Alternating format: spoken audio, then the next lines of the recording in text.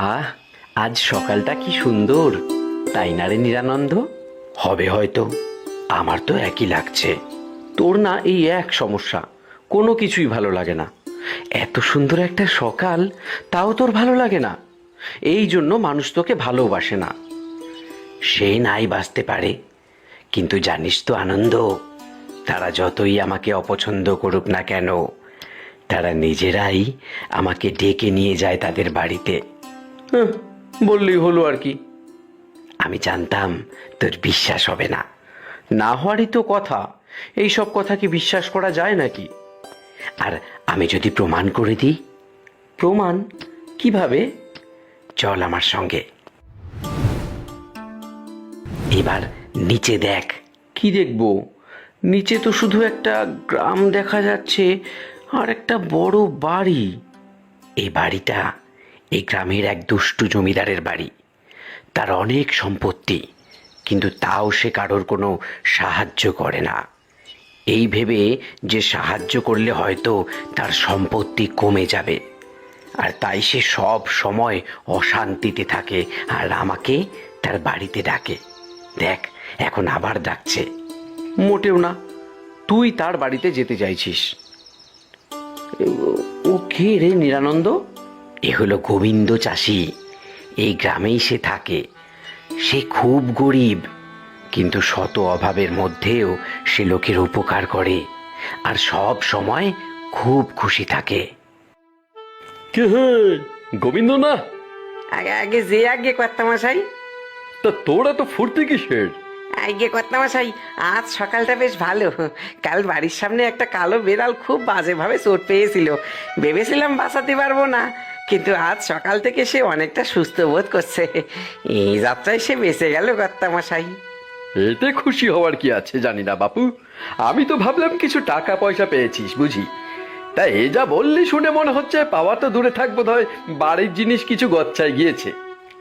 তা গিয়েছে কর্তামশাই, তবে বিড়ালটা বেঁচে গিয়েছে, সেইটাই সবচেয়ে বড় কথা। আহাম্মক একটা, যা দূর হয় এখান থেকে। কিরে, আর কোনো প্রমাণ চাই তোর? নিজের চোখেই দেখলি জমিদার সব পেয়েও অখুশি ও স্বার্থপর, আর গোবিন্দ কিছু না পেয়েও খুব খুশি আর পরোপকারী। আচ্ছা, এই জমিদারকে যদি আমরা বোঝাই যে ও যা পেয়েছে তা অনেকেই পায় না, তাই যা পেয়েছো তার জন্য ওর খুশি থাকা উচিত, তাহলে কেমন হয়? তুই ওই পাজি বড়লোক জমিদারকে নিয়ে ভাবছিস ভাব, কিন্তু আমি ভাবছি গোবিন্দর কথা। এত ভালো হয়েও বেচারার কিছু নেই, ওর জন্য কিছু করা উচিত। এক কাজ করি, আমরা দুজনেই গরিব বুড়ি সেজে দুদিকে যাই। আমি জমিদারকে শিক্ষা দিই, আর তুই গোবিন্দকে সম্পদ। মন্দ কথা নয়, চল তাই করি। কিরে আনন্দ, আমায় চেনা যাচ্ছে? একেবারেই নয়। চল, এইবার আমরা নিজের নিজের গন্তব্যে যাই। কেউ আছো গো? একটু খাবার দেবে? আমার না খুব খিদে পেয়েছে, একটু খাবার দাও। এই, কি কি চাই এখানে? একটু খাবার চাই বাবা। খাওয়ার কোথায় পাবো আমি? আমি নিজেই 3 দিন ধরে খাইনি। তোমায় আমি আমার খাবারের ভাগ দেব? শখ কত! তোমার হাতে ওইটা কি তাহলে? এইটা এইটা হলো গিয়ে ছাই। হ্যাঁ, ছাই আর পাথর আছে এতে। এইগুলো বেচে তবেই আমি কিছু খেতে পারবো, নতুবা নয়। তাহলে তুমি বেঁচে আসো, আমি অপেক্ষা করছি। তুমি খাবার নিয়ে এলেই দুজনে ভাগ করে খাবো। নাছোড় বান্দা তো দেখছি, শান্তি দেবে না। আমার বাজারে যেতে দেরি আছে গো বুড়ি মা, তুমি এখন রাস্তা দেখো। তাহলে আজ আর খাবার পাবো না বাবা? আচ্ছা বাবা, তুমি খেতে পেলে তোমার মুখে হাসি ফুটবে তো? ও, জ্বালালে দেখছি, হাসি অত সহজে ফোটে না। কেন বাবা? তোমার যা আছে তা যে অনেকেরই নেই, তাও তোমার মনে সুখ নেই? আমার কি আছে শুনি? এই একটা বড় বাড়ি। শুধু বাড়ি কেন, রান্নাঘর ভর্তি খাবার, শোয়ার জন্য পালঙ্ক, এই সবই তো তোমার আছে। কতজনই বা এই সব কিছু পায় বলো? সে তাদের দোষ, তারা পায় না, আমি কি করব? এইবার এখান থেকে যাও তো, না হলে আমাকে হয়তো আজ ছাই আর পাথর খেয়েই থাকতে হবে মনে হচ্ছে। তুমি তো সুস্বাদু খাওয়ার বেশি খুশি নও। ছাই পাথর, পোলাও কালিয়া দুই সমান তোমার কাছে। তুমি না হয় আজ ছাই পাথর খেয়েই থাকো বাবা। বাচ্চা গেল, এইবার আমি এই ছাই পাশ যাই রেঁধেছে খেতে পারবো। এ কি, আমার খাওয়ার কোথায়? এই এই, কে কোথায় আছিস? এক্ষুনি এদিকে আয় বলছি। আগে কর্তা। এই আমার খাবার কোথায়? হ্যাঁ, কোথায় খাবার আমার? আগে কর্তা, আমি তো খাবার দিলাম থালায়, আপনি তো নিজে দেখলেন। এইটা কি তাহলে? হ্যাঁ, আগে আমি তো ঠিক বুঝতে পারছি না কর্তা, এসব কি? চল, আমি তোর সঙ্গে রান্নাঘরে যাচ্ছি, আমি নিজে দেখবো তুই আমাকে কি খাবার দিয়েছিস।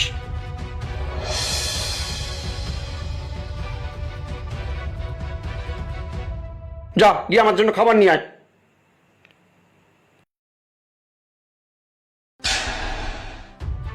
এ কি? আমি কিছু করিনি কর্তা, আমায় ছেড়ে দিন। কাউকে কাউকে আমার জন্য খাবার আনতে হবে না, আমি আমার খাবার নিজেই বেড়ে নেব। এ কি? হ্যাঁ, আমি আজ কিছু খেতে পারবো না। হ্যাঁ, খিদে যে আমার আমার পেট চুইচুই করছে। হ্যাঁ, আমি কিছু খেতে পারবো না। অন্যদিকে নিরানন্দ বুড়ির বেশে গোবিন্দর কুটিরের সামনে এসে দাঁড়িয়েছে। কে আছো গো? কেউ আছো নাকি? কে? তুমি কে গা দিদিমা? কি চাই তোমার? দেখে তো মনে হচ্ছে তুমি অনেকটা পথ হেঁটে এসেছো। তোমার কি খিদে পেয়েছে দিদিমা? তা একটু পেয়েছে বাবা। তোমার কাছে খাবার আছে? আমার নিজের খাওয়ার মতন খাবারই তো ভালোভাবে ঘরে নাই। এনারে যে কি দেব? যাকে যা আছে তাই দি। আছে গো দিদিমা, তুমি একটু বসো, আমি নিয়ে আসছি। এই নাও গো দিদিমা, বাড়িতে যা আছে তাই দিলাম। ও মা, ভাত দেখছি যে। দাও দাও, খুব খিদে পেয়েছে আমার। এইভাবে কেউ দাঁড়িয়ে খায় নাকি গো দিদিমা? তোমার জন্য আসন পেতেছি, বসবে চলো। বাহ, এই লোক তো বেশ ভালো। এ শুধু নিজের খাওয়ারই দিল না, বরং বেশ সম্মানের সঙ্গে আমাকে আপ্যায়ন করলো। দেখি তো আর কি করে এই চাষা। তা দিদিমা, তুমি থাকো কোথায়? এই গায়ে তো আগে দেখিনি তোমায়। কি জানি বাবা, কিছুতেই মনে পড়ছে না আমার সে কথা। বয়স হলো তো অনেক, এখন অনেক কথাই মাঝে মাঝে ভুলে যাই। সে কি গো, এই তো বেশ চিন্তার ব্যাপার। তা তুমি এইখানে এলে কি করে? ঘুরতে ঘুরতে চলে এসেছি বাবা। এই বয়সে কি আর মাথার ঠিক থাকে বলো?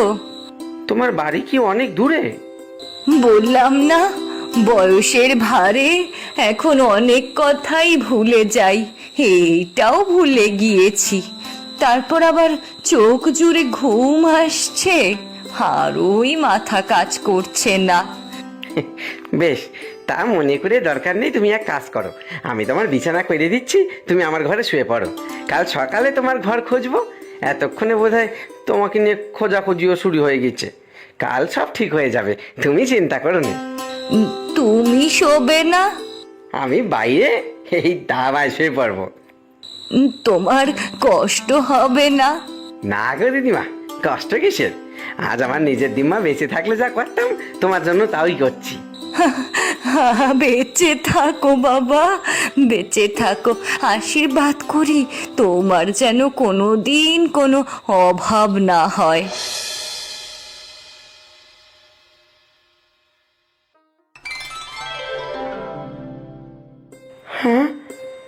আরে, আমার বাড়ি এমন হলো কি করে? এ কি কাণ্ড, ভুল করে অন্যের বাড়ি ঘুমিয়েছিলাম নাকি?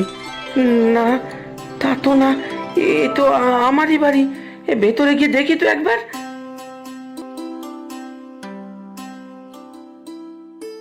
এ তো আশ্চর্য কাণ্ড, এখানে এত খাবার কে রাখলে? কোথা থেকে এলো এইসব? কে আছো গো? একটু খাবার দাও, একটু জল দাও অন্তত। কর্তামশাই, কি হলো আপনার? আর কর্তামশাই, খিদে যে প্রাণ গেল রে গোবিন্দ। সেই কাল থেকে খাবার খুঁজছি, একটা বাড়ি থেকে খাবার কেন একটা সহানুভূতি পর্যন্ত এলো না। মানে আপনি অভুক্ত? এটা তো ভাবাই যায় না। তুই শুনেছি সবার খুব উপকার করিস, আমার একটু কর না ভাই। আহা, আমার বাড়িতে কি সুস্বাদু খাবার হতো তখন, তাতে কত খুঁত ধরেছি। এখন সেই সব খাবারের জন্য কি লোভ হচ্ছে রে গোবিন্দ। কি যে বলেন কর্তা, আমি আপনার প্রজা, আপনার সাহায্যে এলে তো আমারই পুণ্যি হবে। কিন্তু কর্তা, এইসব হলো কি করে? আর বলিস না, কাল এক বুড়ি এলো খাবার চাইতে, তো তাকে কাটানোর জন্য বললাম খাবার দাবার কিছু নেই, শুধু ছাই আর পাথর আছে, ব্যাস। তার সঙ্গে আপনার না খাওয়ার কি সম্পর্ক? তারপর থেকে যে খাবারই হাতে নিচ্ছি সব ছাই আর পাথর হয়ে যাচ্ছে। সব কেমন যেন গুলিয়ে যাচ্ছে কর্তা। আপনার বাড়ি ভর্তি ছাই পাথর, আর আমার রান্নাঘর ভর্তি খাওয়ার। এই খাবার আমিই দিয়েছি তোমায়। এই খাবার ভাগ করে নিলে কখনোই ফুরবে না, কিন্তু নিজের কাছে রেখে দিলেই নিমিষে শেষ হয়ে যাবে। আপনি কে? আমি নিরানন্দ। তোমার বাড়িতে আমি আমার ডাক পাই না, তাই নিজে একরকম জোর করে চলে এলাম, কিন্তু থাকতে পারলাম না। আপনি কি আমার বাড়িতেও এসেছিলেন কাল? আমি তোমার বাড়িতে প্রায় সারা বছর থাকি, তবে কাল যে বুড়ির বেশে তোমার বাড়িতে গিয়েছিল সে হলো আনন্দ। সে আবার তোমার বাড়িতে তার ডাক পায় না। আমি ভেবেছিলাম নিরানন্দ বোধহয় জোর করে তোমার বাড়িতে যায়, কিন্তু কাল বুঝলাম তুমি সত্যিই আমাকে চাও না। আমি আনন্দ চাই না? হ্যাঁ, তাই তো। আমার তো সব আছে, তাও তো মনে সুখ নেই। তুমি সবকিছু পেয়েও সুখী নও, তাই ভাবলাম তোমার কাছ থেকে সবকিছু কেড়ে নিয়ে দেখি তুমি সবকিছু থাকার মর্ম বোঝো কিনা।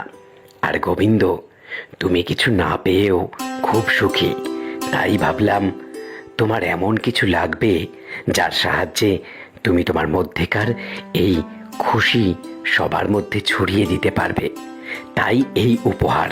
কিন্তু আমি যে এইবার আপনাকে আমার বাড়িতে আমন্ত্রণ করার কথা ভাবছি। সে কি? কেন গোবিন্দ? আমার কর্তা অনাহারে থাকলে আমি কি করে খুশি থাকি বলুন তো?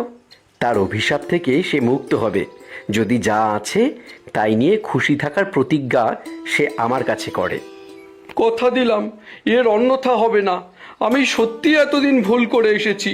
কাল সারা দিন অনাহারে থেকে সবার থেকে অনাদর পেয়ে এই সারমর্মটা আমি বুঝেছি। বেশ, তাহলে আজ থেকে তুমি সাপমুক্ত। এরপর থেকে আনন্দ নিরানন্দকে এই গ্রামে দেখা যায়নি। তবে গ্রামের মানুষ এক নতুন জমিদারকে পেয়েছিল, যে নিজের জিনিস অপরের সাথে ভাগ করে নিতে পারে, আবার বিপদে তাদের পাশে হাসি মুখে দাঁড়াতে পারে। জমিদার আর গোবিন্দর খুব ভালো বন্ধুত্ব হয়ে গেল। গোবিন্দর বাড়ি এখন সবাই চেনে, সবাই বলে আনন্দ বাড়ি। এখানে কেউ অভুক্ত এলে সে কিছু না কিছু খাবার পাবেই। সবাই এখানে প্রাণ ভরে খেয়ে মন ভরে গোবিন্দকে আশীর্বাদ করে যায়, আর গোবিন্দ তা হাসি মুখে গ্রহণ করে।